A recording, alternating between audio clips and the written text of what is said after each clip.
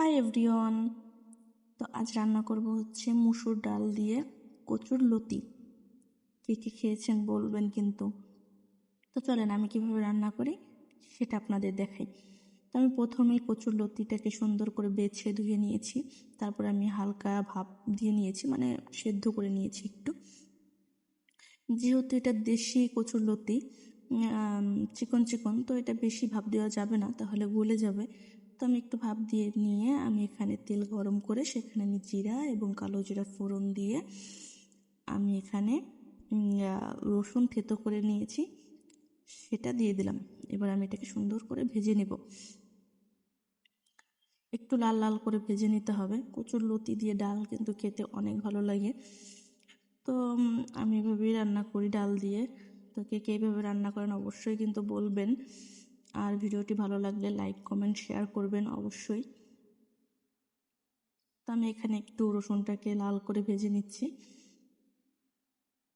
তো তারপরে আমি আগে থেকে সেদ্ধ করে রেখেছি মরিচ দিয়ে মসুর ডাল সেদ্ধ করে রেখেছি। তো আমি ওই ডালটাই যখন রসুনটা একটু ভালো ভাজা ভাজা হয়ে যাবে তখন আমি ডালটা দিয়ে দেব। তো ডালটা দিয়ে আমি এখানে এখন পরিমাণ মতো হলুদ, পরিমাণ মতো লবণ আর একটু শুকনো লঙ্কার গুঁড়ো দেব হালকা। তো আমি দিয়ে আমি ডালটাকে একটু সুন্দর করে রান্না করে নেব।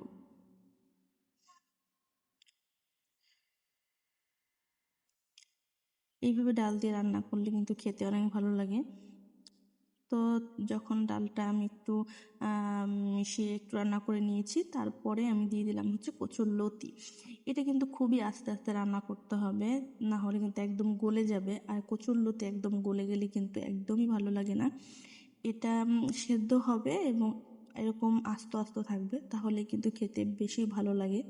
তো আমি এখানে সুন্দর করে এটা মিশিয়ে আস্তে আস্তে রান্না করে নিচ্ছি।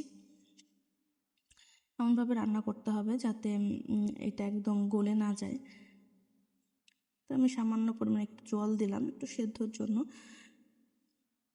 আমি কিন্তু একদমই এই জলটা রাখবো না, জলটা একদম টানিয়ে ফেলবো, শুকিয়ে ফেলবো আর কি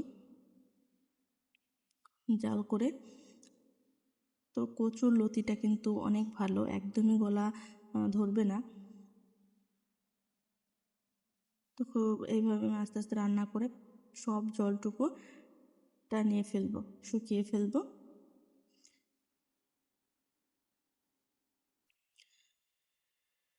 এটা খেতে কিন্তু অসাধারণ লাগে গরম ভাতের সাথে। একদম সিম্পলভাবে রান্না, মশলা ছাড়া, কোনো রকম বাটা মশলা ছাড়া, ভীষণ টেস্ট হয় খেতে।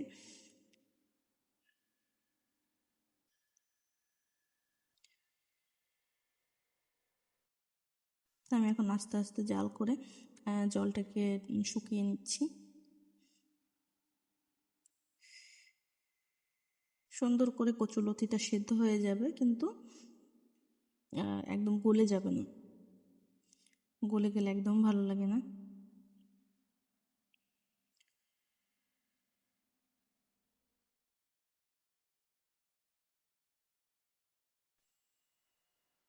তো এই রান্নাটা কিন্তু আমি আমার মায়ের কাছ থেকেই শিখেছি। মায়ের হাতের রান্না খুবই সুন্দর সুস্বাদু হয়। আসলে মায়ের মতো তো হয় না, তাও চেষ্টা করি মাঝে মাঝে মার কাছ থেকে শুনে নিই অনেক রান্না, কীভাবে রান্না করতে হয় অনেক সময় মার কাছ থেকে জেনে নিই। তো আমার মা মানে আরেকভাবেও রান্না করে, সেটা হচ্ছে মশলা দিয়ে, বাটা মশলা দিয়ে, ওটা খেতেও দারুণ লাগে। তো এই তো রেডি, কেমন হয়েছে অবশ্যই জানাবেন, ভালো লাগলে লাইক কমেন্ট শেয়ার করবেন। ধন্যবাদ সবাইকে।